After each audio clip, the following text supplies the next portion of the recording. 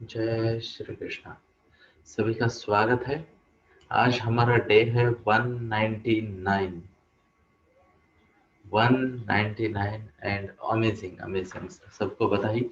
आते रहिए, सीखते रहिए, सिखाते रहिए, शेयर करते रहिए और ऑफ कोर्स कहते रहिए जय श्री कृष्णा। तो थैंक यू, सभी का स्वागत है। और आज हम थोड़ा और बढ़ेंगे आगे। कुविद्या के लक्षण जो हम सीख रहे हैं, कुविद्या के लक्षण। कल हमने कुछ बातें कही और काफी इंटरेस्टिंग बातें थी कल की, है ना। तो एक, जिसे कहते हैं ना, मैंने कल एक पॉइंट रखा था कि कुविद्या यानी कौन। तो ऐसी इंफॉर्मेशन जिससे गलत ज्ञान बिल्ड होता है, गलत ज्ञान से गलत बिलीफ बिल्ड होते हैं और गलत बिलीफ से यानी विश्वास से गलत आचरण का निर्माण होता है। तो इंफॉर्मेशन गलत है तो नॉलेज गलत है, नॉलेज गलत है तो गलत चीज पे विश्वास है और गलत चीज पे विश्वास है तो आचरण गलत है। तो इसमें आगे बढ़ते हैं, समझने का प्रयास करते हैं। वह व्यक्ति कुविद्या का धारी है, कुविद्याधारी है, जिसे खुद को कुछ समझ में नहीं आता और दूसरों की सुनता नहीं। खुद को समझ में नहीं आता है और दूसरों की सुनता नहीं है, वो कुविद्याधारी है। अब यहाँ पे मैं आपको एक छोटी सी हिंट देना चाहूंगा। कई बार ऐसे जब ट्रैप में हम फंस जाते हैं तो आसान नहीं होता, आसान नहीं होता कि खुद को जज करे, खुद को गाइड करे और बाहर आए, है ना। तो जरूरी यह है कि ऐसे वक्त हम हमारे रिजल्ट्स को मेजर करें, हम हमारे रिजल्ट को मेजर करें, रिजल्ट की तरफ देखें। जिस किसी क्षेत्र में हम काम कर रहे हैं, अगर उस क्षेत्र में हमारे रिजल्ट्स अच्छे हैं, परिणाम अच्छे हैं, जो भी हम कर रहे हैं, तो समझ लेना कि हमें समझ है, समझ लेना कि हमें समझ है। और अगर ऐसा नहीं हो रहा है तो हमें समझ के लेने की जरूरत है, तो हमें सुनना पड़ेगा किसी न किसी को। तो कई बार ये समझना बहुत मुश्किल है कि कौन सी चीज मुझे आती है, कौन सी चीज नहीं समझ में आती। तो हमेशा खुद को डिफेंड करने से पहले, मुझे सब पता है वाली घोषणा करने से पहले, है ना, हम एक बार परिणामों की जांच करें। अगर परिणाम अच्छे हैं, आउटकम अच्छा है, तो फिर ठीक है। जो ज्ञान हमारे पास है उसके लिए, जिसे कहते हैं कि ओके चलो मुझे ठीक ठाक पता है ना, ठीक ठाक पता है। और अगर वहां नहीं आ रहे, परिणाम गलत हो रहे, तो किसी न किसी से सीखना पड़ेगा, हाँ या ना। ये एग्जैक्टली ऐसे होता है जब कोई नई डिश बनाई जाती है, या तो आपको आती है या तो आपको नहीं आती। पर बहुत सारे लोग ना इतनी, जिसे कहते हैं ना, नॉट सो अमेजिंग डिश बना देते, फिर भी बोलते मेरे को सब पता है। और कुछ लोग बोलते हैं प्लीज शेयर द रेसिपी। तो सक्सेस का भी ऐसे ही होता है। सक्सेस एक डिश है और उसके उसकी एक रेसिपी होती है। या तो आप सक्सेसफुल हो या तो आपको किसी ज्ञानी से सुन लेना चाहिए। जय श्री कृष्ण। इतना सिंपल है। बट कुविद्याधारी ना तो खुद की मदद करता है, ना तो उसे खुद को कुछ आता है और दूसरों की सुनता है ना। उसे खुद को भी नहीं आता और दूसरों को भी नहीं सुनता, और ये एक गलत बात है ना। इनफैक्ट हमारे बड़े भाई साहब प्रवीण सर हमेशा कहते हैं, one should be life long learner, one should be life long learner. Open रहे लर्निंग की तरफ। अ, परिणामों को देखे, परिणामों के, या फिर उद्देश्य अपने फिक्स करे, यानी अपना लक्ष्य फिक्स करे। लक्ष्य तय हो गया, फिर परिणामों की जांच करें। परिणाम अगर आ रहे हैं, आप एक निश्चित गति से अपने लक्ष्य की दिशा में आगे बढ़ रहे हो तो बहुत अच्छा है। और अगर आप निश्चित गति से लक्ष्य की तरफ नहीं बढ़ रहे हो तो आपको गुरु की जरूरत है। चाहे आप जो करें, चाहे जिस क्षेत्र में आप हो। आगे बढ़ते हैं। दूसरों को, हाँ, कुविद्या का ये भी लक्षण है कि जिनके जो कुविद्याधारी होते हैं, दूसरों पे अन्याय करते हैं, छल करते हैं, कपट करते हैं और जो लोग भक्त है उनका द्वेष करते हैं। कुविद्याधारी का ये भी काफी क्रिटिकल लक्षण है कि दूसरों पे अन्याय करना, दूसरों का द्वेष करना, भक्तों का द्वेष करना। ओके, और ये अपने आप में ही सही बात नहीं है।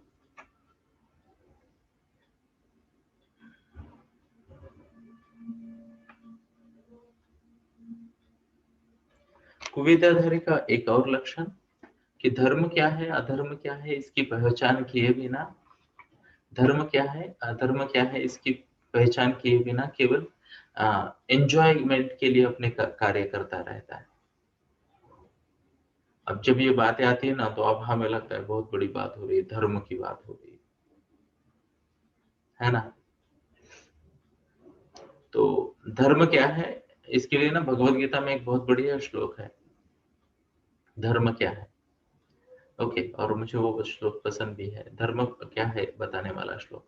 तो वह श्लोक कुछ ऐसा है, हतो वा प्राप्स्यसि चित् हतो वा प्राप्स्यसि स्वर्गम जित्वा वा भोक्ष्यसे महीम। हतो वा प्राप्स्यसि स्वर्गम जित्वा वा भोक्ष्यसे महीम। तस्मात् उत्तिष्ठ कौन्तेय युद्धाय कृतनिश्चय। तो भगवत गीता में भगवान कृष्ण ने अर्जुन को धर्म समझाया। धर्म यानी नियत नित्य कर्म, धर्म यानी नियत नित्य कर्म, अपनी ड्यूटीज करो। ड्यूटीज के बारे में कल हमने थोड़ी बात की है ना। तो हतो वा प्राप्स्यसि स्वर्गम जित्वा वा भोक्ष्यसे महीम। तस्मात् उत्तिष्ठ कौन्तेय युद्धाय कृतनिश्चय। तो भगवान कृष्ण ने कहा इस प्रयास में अगर तुम मारे जाते हो तो मोक्ष को प्राप्त करोगे, और अगर जीत जाते हो तो तीनों लोगों का किंगडम या ऐश्वर्य भोगोगे। दोनों तरह जीत तुम्हारी ही है।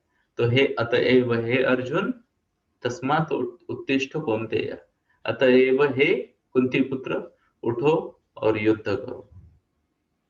धर्म इतना सिंपल है ना।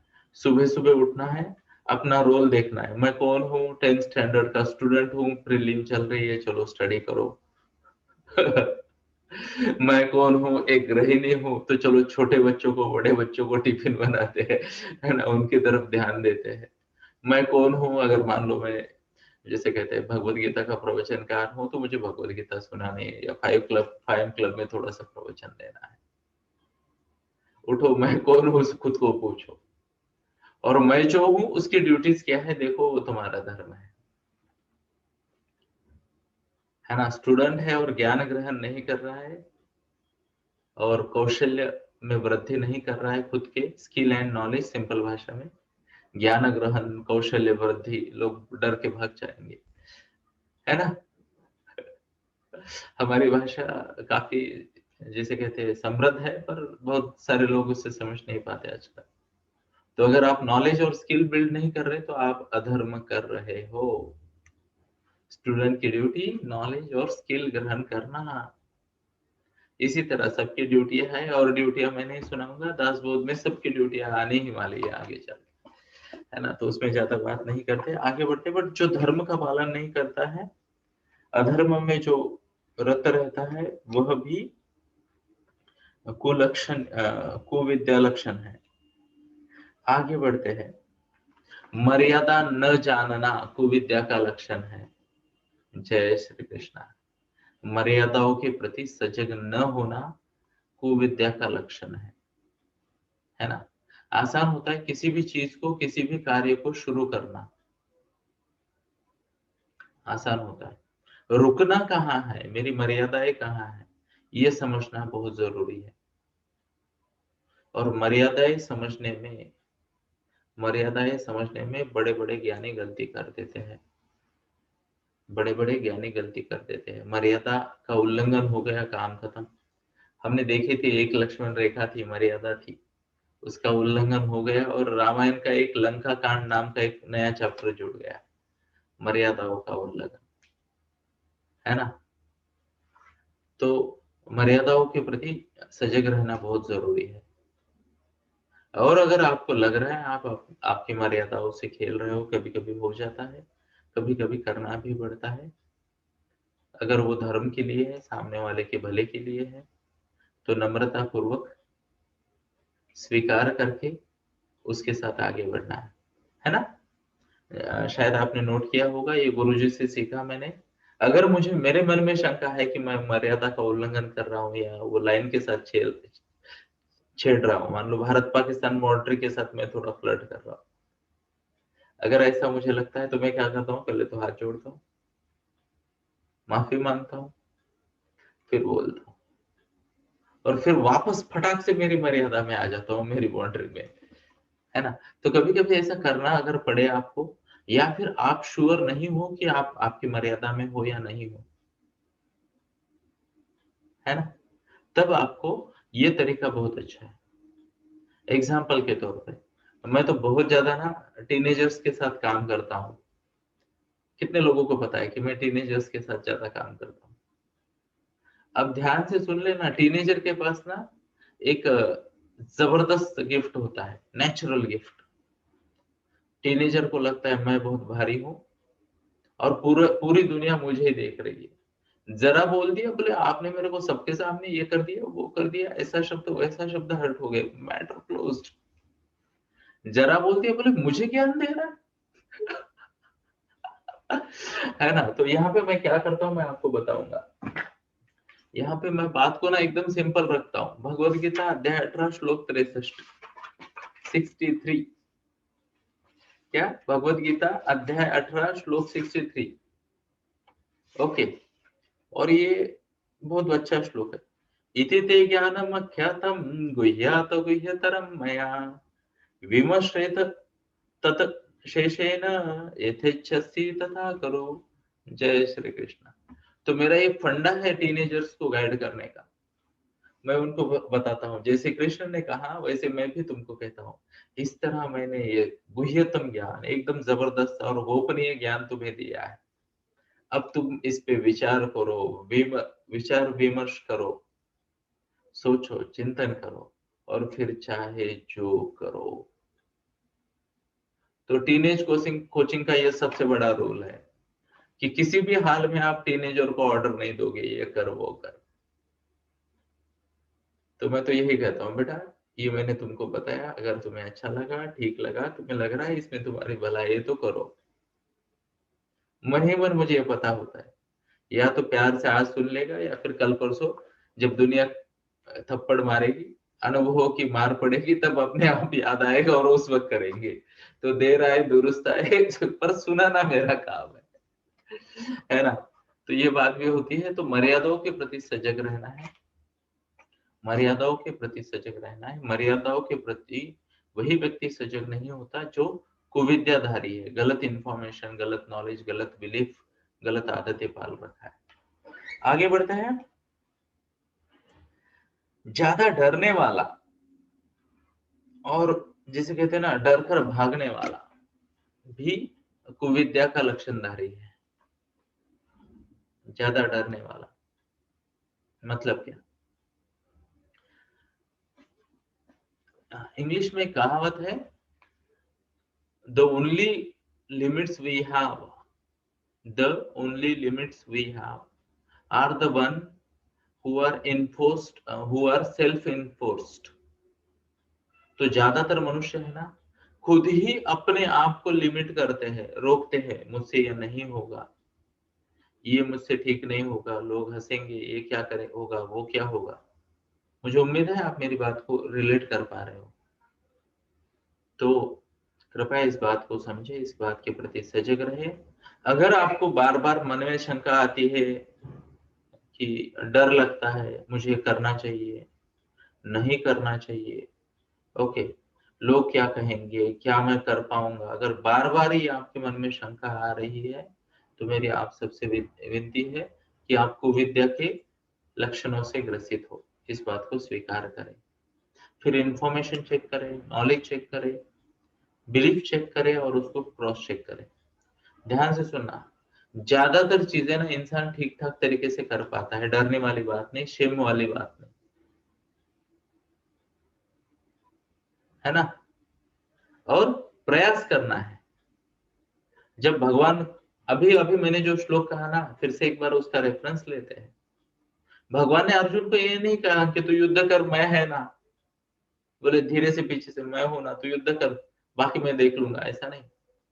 भगवान ने क्या कहा, तू प्रयास कर, तू प्रयास कर, जीतेगा तो स्वर्ग, जीतेगा तो जैसे कहते हैं त्रिलोक्यधारी राजा बनेगा, चक्रवर्ती सम्राट का भाई बनेगा तू, है ना। सम्राट तो युधिष्ठिर बने, ये बात भी याद रखनी है। युधिष्ठिर सम्राट बने, उनकी सबसे बड़ी क्वालिटी क्या थी, धर्म और संयम। मैं कई बार सोचता हूँ, अगर मूवी का हीरो अर्जुन था तो सम्राट युधिष्ठिर कैसे बन गया ना। हमारे यहाँ तो ऐसे नहीं होता मूवीज में। फिर जब मैंने गुणों का विश्लेषण किया तो भीम के पास बहुत ज्यादा शक्ति थी, भीम के पास बहुत ज्यादा शक्ति थी।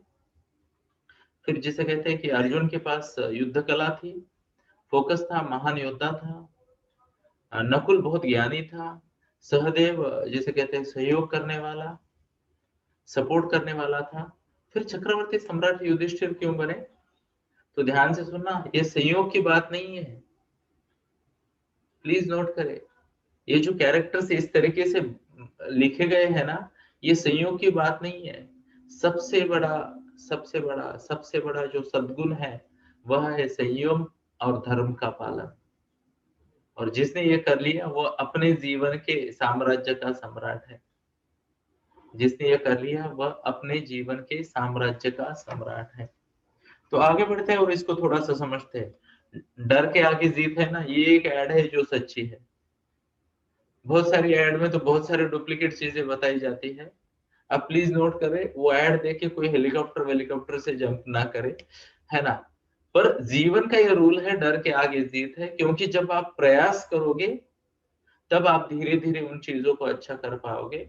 और जब आप धीरे धीरे उन चीजों में बेहतर बनते हो तो डर निकल जाता है।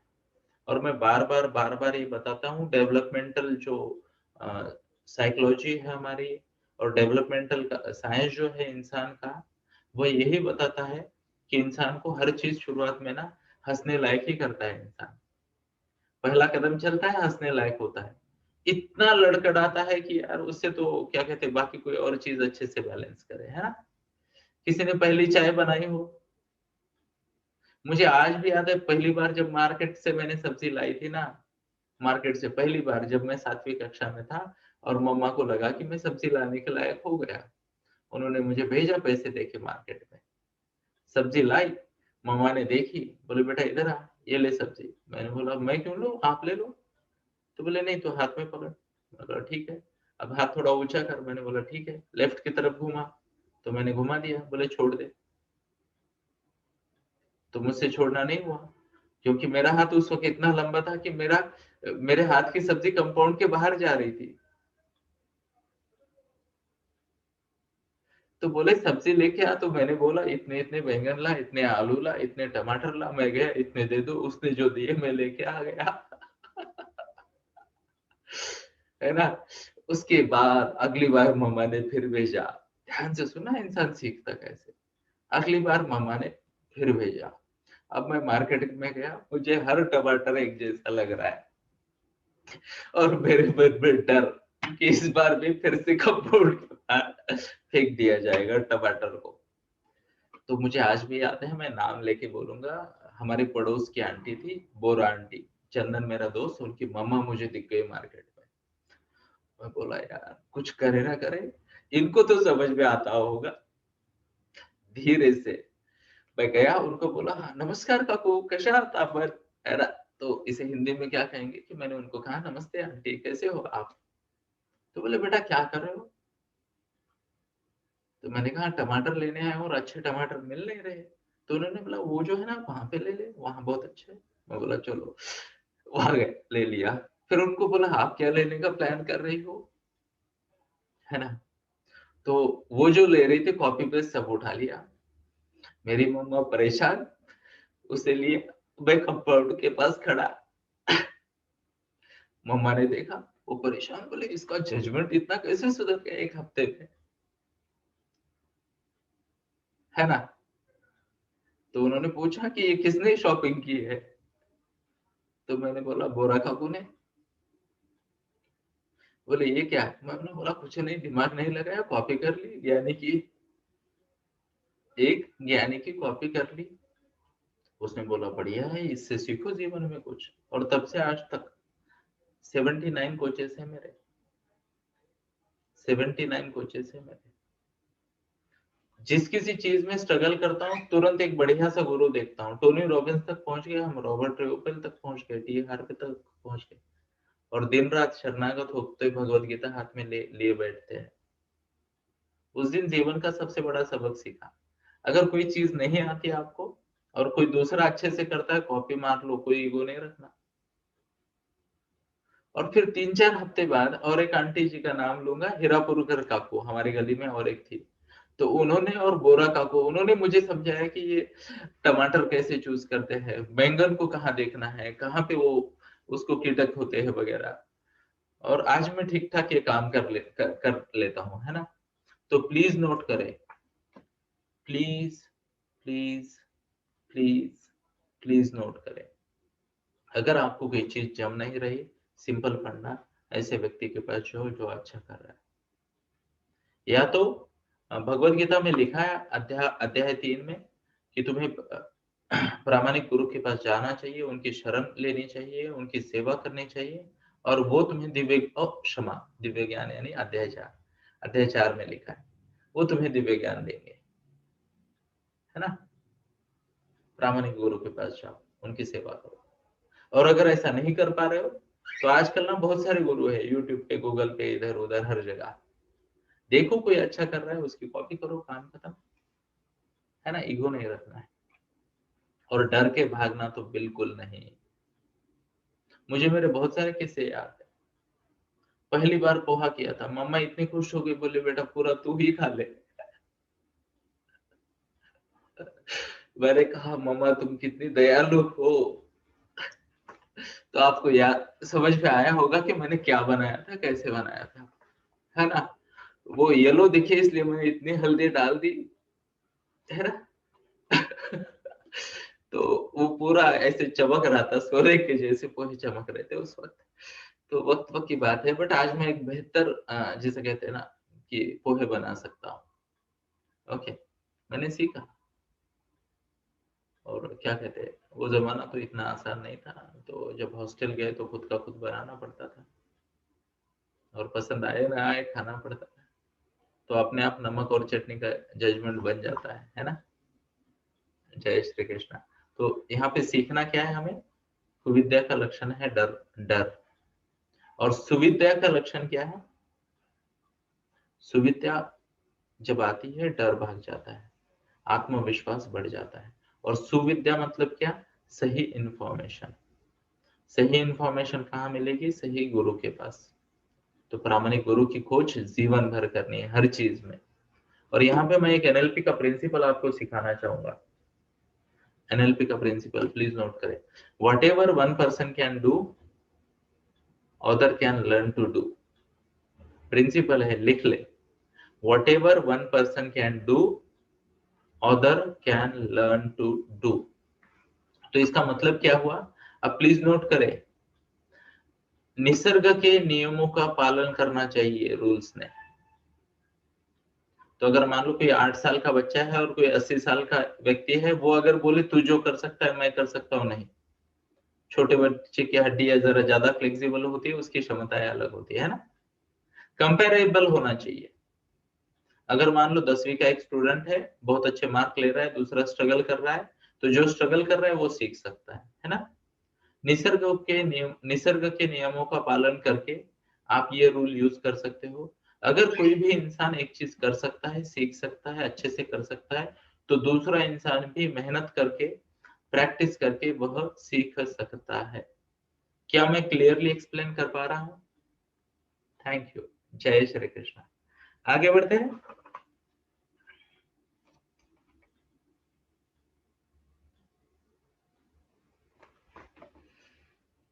कुविद्या का और एक लक्षण है कि ऐसे लोग, कुविद्याधारी लोग ना, दूसरों को रिस्पेक्ट नहीं देते। अब ये तो मेरा फेवरेट टॉपिक है, मैं दिन रात इसी की बात करता हूँ। दिन रात इसी की बात करता हूँ। रिस्पेक्ट न देना मतलब क्या है पता है आपको? भगवान की निर्मित का अपमान करना।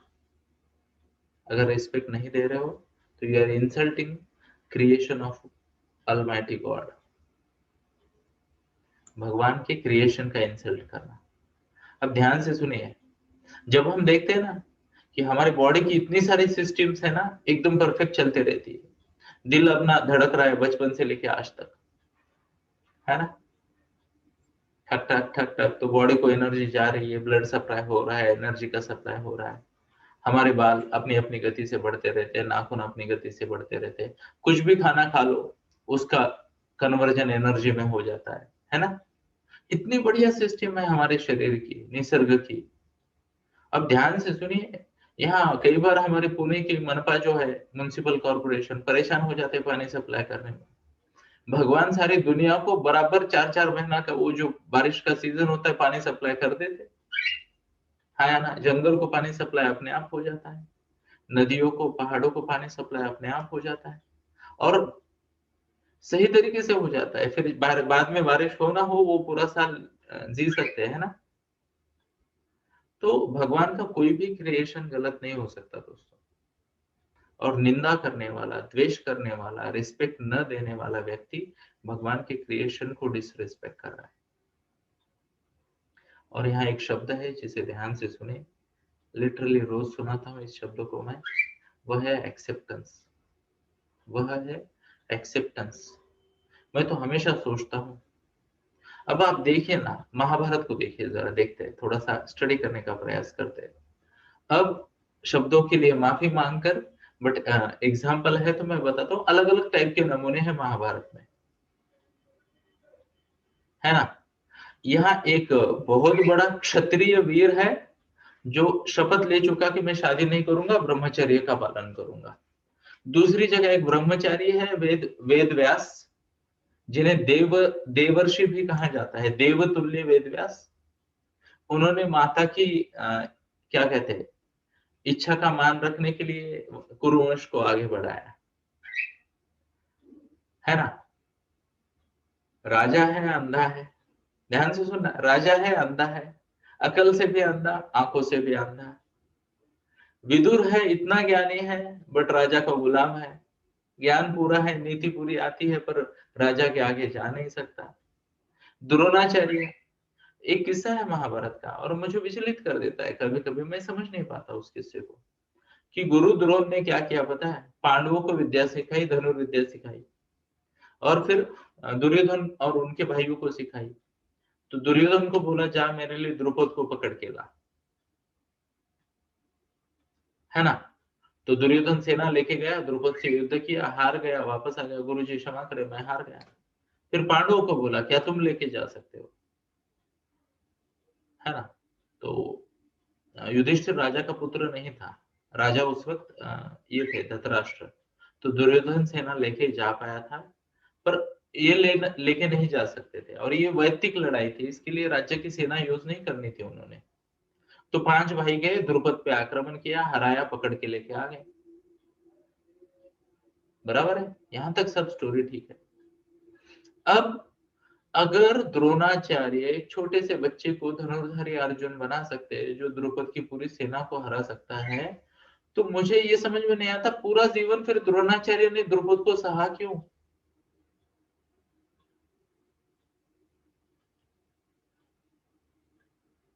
हाँ या ना। मान लो मेरी स्क्रीन पे रोमा है या फिर तन्वी बेटा है, और मुझे बहुत भूख लगी है, और मैं उनको मैं उनको बोलता हूँ कि आओ मैं तुम्हें सिखाता हूँ खाना कैसे बनाते हैं, और तुम खाना बना के मुझे दे दो क्योंकि मुझे बहुत भूख लगी है। तो कैसे होगा, है ना। अब द्रोण जो है ना, उनके शिष्य के बारे में कहा जाता है कि भगवान शंकर छोड़ के उन्हें उसे कोई नहीं हरा सकता। किसको? अर्जुन को। तो द्रोण भी तो बड़े योद्धा थे। महाभारत के युद्ध में द्रुपद को मारा किसने? तो द्रोण ने मारा। विराट को मारा किसने? तो द्रोण ने मारा। तो उम्र के पहले 50 साल वो क्या कर रहे थे उस वक्त? वहां वो वीरता कहाँ गई, है ना। तो ऐसे कई सारे सवाल होते हैं जिनके जवाब हम नहीं दे पाते, नहीं दे पाते। एग्जाम्पल के तौर पे और एक एग्जाम्पल दूंगा कि गुरु परशुराम केवल अपने पूरे जीवन काल में, अब वो तो ये है, अमर है, चिरंजीवी है, बट जितना भी इसमें लिखा है, पुराणों में लिखा है, धर्मशास्त्रों में लिखा है ना, जितना भी पुराणों और धर्मशास्त्रों में लिखा है, गुरु परशुराम को केवल एक ही क्षत्रिय ने हराया था, एक क्षत्रिय ने, और वो थे पितामह भीष्म। पितामह भीष्म, ओके, जरा सर्च कीजिएगा। ओके, तो पितामह भीष्म, राम, भगवान राम का परशुराम जी के साथ युद्ध नहीं हुआ, नहीं हुआ। ओके, उनकी डिबेट हो गई, तो राम ने नम्रता पूर्वक उनके सामने बोला, गुरुवर्य आप श्रेष्ठ हो, मुझसे गलती हो गई, मुझे क्षमा करें। ओके, पर भीष्म को उन्होंने बोला था कि तू ये 3 लड़कियों को उठा के लाया है और उसमें से एक के साथ तू शादी करनी चाहिए तुझे। भीष्म ने कहा, गुरुजी जो भी है, ओके, मैं शादी नहीं कर सकता, मैं वचन से बंधा हुआ हूं। तो परशुराम गुरुजी ने कहा, तुझे मुझसे युद्ध करना पड़ेगा और मैं तुझे हराऊंगा और फिर तेरी शादी लगाऊंगा। तो युद्ध जब हुआ तो भीष्म ने हरा दिया परशुराम गुरुजी को, अपने ही गुरु को, और फिर वो नतमस्तक हो गए और उन्होंने कहा, कृपया स्वीकार करें मेरी परिस्थिति का, मैं विवश हूं, मैंने प्रतिज्ञा ले रखी है और मेरी गलती का जो भी भोग होगा वो मैं भोगूंगा, मैं उसे ना नहीं कहता। और हुआ भी वही, शिखंडी बन के आ गई वापस और उनकी मृत्यु का कारण बनी, है ना। अंबिका, अंबालिका, ऐसे 3 युवराज्ञियां थी वो। बात क्या है, मैं बात ये आपके सामने प्रस्तुत करना चाहता हूँ, बताना चाहता हूँ, शेयर करना चाहता हूँ कि सबकी अपनी स्टोरी है, सबकी अपनी स्टोरी है, हर कोई अपनी जीवन की एक स्टोरी को पूरा करने का प्रयास कर रहा है, और उस प्रयास में भगवान ने उसे ना एक अलग बनाया है। जस्ट इमेजिन, जस्ट इमेजिन कि आपके जीवन में मान लो 100 लोग हैं। कल्पना करें आपके जीवन में 100 लोग हैं और वह 100 लोग, ध्यान से सुनना मेरी बात को, वह 100 लोग एग्जैक्टली वह 100 लोग एग्जैक्टली आपकी डुप्लीकेट कॉपी है, कॉपी पेस्ट आपके जैसे। कैसा हो जीवन। इमेजिन मैं किचन में जाता हूँ और मेरे को उधर कोई सुनाता है, हतो वा प्राप्स्यसि स्वर्गम जित्वा वा भोक्ष्यसे महिमा तस्मात् उत्तिष्ठ कौन्तेय युद्धाय कृते निश्चय। पता चला मैं नीचे जा रहा हूँ बैडमिंटन खेलने, वहां भी कोई बोल रहा है कार्पण्य दोषो अपहत स्वभाव पश्चामि त्वां समुच्यता। मैं डर जाऊंगा, बोर हो जाऊंगा, भाग जाऊंगा अपने आप से, अगर हर कोई मेरे जैसा मुझे मिला तो। और इसीलिए भगवान ने हम पे दया की है कि हमारे जीवन में अलग अलग प्रकार के नमूने दिए हैं, तो उनका स्वीकार करे। क्या करे? स्वीकार करे। There is a reason. सब एक जैसे होते तो क्या होता, हम में और जानवरों में क्या फर्क होता? देखिए ना, जानवर सब एक जैसे होते तो उनकी उन्नति नहीं होती। एक कौवे की बात करें तो भगवान राम के वक्त कौवे का जो वर्णन किया है, काकभूषणी नाम का एक अध्याय है रामचरितमानस में, उसको पढ़िए। कौवा और गरुड़ का गरुड़ के जो लक्षण थे, प्लीज नोट करें, और जो उनका वर्तन था, वो उस वक्त भी वही था जो आज है। क्या इंसानों का ऐसा हुआ है? नहीं, क्योंकि हम सब अलग है। बाकी प्राणी मात्र देखिए ना, हिरन सब एक जैसे, जेबरा एक सब एक जैसे, हाथी सब एक जैसे, चिड़िया सब एक जैसी, चाइनीज सब एक जैसे। हमको लगते हैं होते नहीं है। है ना, चाइनीज लोग। ओके, बट मुझे तो लगता है ये सब एक जैसे भाई भाई है सब। इवन लड़कियां भी लड़कों जैसी नजर आ जाती है चाइनीज वालों की तो कभी कभी, है ना। वो मैं क्या नाम है उसका, वो ब्रूस ली, जैकी चैन की मूवीज काफी देखता था मैं और परेशान हो जाता था, ये सब एक जैसे कैसे दिखते हैं। तो कोई बात नहीं है, पर ये बात जो है, इसको हम समझने का प्रयास करते हैं। किसी का धिक्कार ना करे, किसी को छोटा ना माने, और हर हाल में स्वीकार भाव में रहे। ओके, अगर स्वीकार भाव की कमी है तो उसका सीधा सीधा है ना, डायरेक्ट प्रोपोर्शन, स्वीकार भाव की कमी मतलब ज्ञान की कमी, स्वीकार भाव की कमी मतलब ज्ञान की कमी, है ना। क्योंकि अब ये बचपन का सवाल है और मैंने मेरी नानी माँ को पूछा था कि अगर भगवान ब्रह्मा पृथ्वी के रचयिता है ना, उस वक्त जिसे कहते हैं ना कि एक स्टोरी सुनाई गई थी मुझे, अभी मुझे वो स्टोरी का असुर नहीं याद, पर एक असुर था, ओके, उसको ब्रह्मा ने कुछ वरदान दिया, ब्रह्मा जी ने कुछ वरदान दिया और वो ब्रह्मा जी के पीछे पड़ गया, ब्रह्मा जी को ही मारूंगा बोले उसने। तो ये वरदान दिया और वो ब्रह्मा जी के पीछे पड़ गया। जस्ट इमेजिन कि मान लो कोई लेपर्ड है और अटका पड़ा है ना, जाले में फंस गया वगैरह वगैरह, कोई लेपर्ड है और आपने उसे छोड़ा और वो आपके पीछे भाग रहा है ना। ऐसे ब्रह्मा जी के साथ हुआ। तो ब्रह्मा जी ने एक असुर को वरदान दिया और वो ब्रह्मा जी को ही खत्म करने पीछे लग गया ब्रह्मा जी के।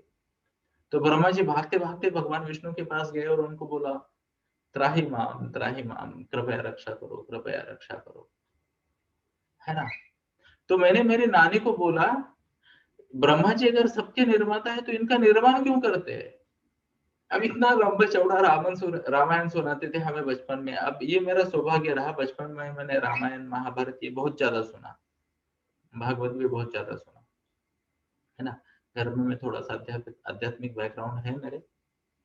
तो मैं उनको बोला, अब ये रावण भगवान की निर्मित है ना, यानी गलती करे भगवान और भरे कोई और, सारी दुनिया परेशान हो गई उनसे, तो भगवान ऐसे लोगों की निर्मित क्यों करते हैं। ओके, और मैं बताता हूँ उस वक्त मेरी नानी मेरे को नहीं समझा पाई, पर रिसेंटली मैं विष्णु पुराण देख रहा था या पढ़ रहा था और वहां पे मुझे एक बात पता चली कि जब तक दुख ना हो सुख का महत्व नहीं समझता, है ना। हर चीज की दो, जब परीक्षा होती है ना तो पास होने का मजा आता है ना। एग्जाम्पल कि आप स्कूल में जाते हो, चाहे जो करना है करो, वापस आते हो और आपको सर्टिफिकेट मिल जाएगा, चलो आप यू आर पास, मजा नहीं आएगा, है ना, मजा नहीं आएगा। तो जीवन का भी ऐसे होता है, ये सब चीजें जो होती है, जिसे कहते हैं ना जब अंधेरा होता है तब सूरज का महत्व पता चलता है ना। जब जिसे कहते हैं गर्मियां आती है तब हमें बारिश का महत्व पता चलता है ना। तो ये बहुत इंपॉर्टेंट है जीवन में। तो कृपया स्वीकार भाव में रहे। हर व्यक्ति जिस किसी प्रकार का है, चाहे दिखने में, शरीर रचना में, चाहे जिसे कहते हैं बर्तन में, चाहे बिलीफ सिस्टम में, एक रीजन है उसके पीछे, उसका स्वीकार करें, उसका स्वीकार करें। और एक है, भगवत गीता में यह भी कहा गया है कि ज्ञानी को अज्ञानियों को ज्ञान नहीं देना चाहिए, उनसे उम्मीद नहीं करनी चाहिए, केवल अपने आचरण से उनको इंस्पायर करने का प्रयास करना चाहिए। तो आज के इस पॉइंट पे यहाँ पे रुकते हैं कुविद्या के लक्षण में, कि एक लक्षण यह भी है कि अज्ञानी लोग स्वीकार नहीं करते हैं और निंदा करते रहते हैं, लोगों को हेट करते रहते हैं। तो इसी के साथ ही ऑलमोस्ट 5:45 हो गए, तो आज के लिए यही रुकते हैं। आते रहिए और मेरे ये शब्दों को ध्यान से सुनिए, सुनते रहिए और सुनाते रहिए। कभी कभी आप भी लोग आओ भाषण दो, है ना, और कहते रहिए। जय श्री कृष्ण।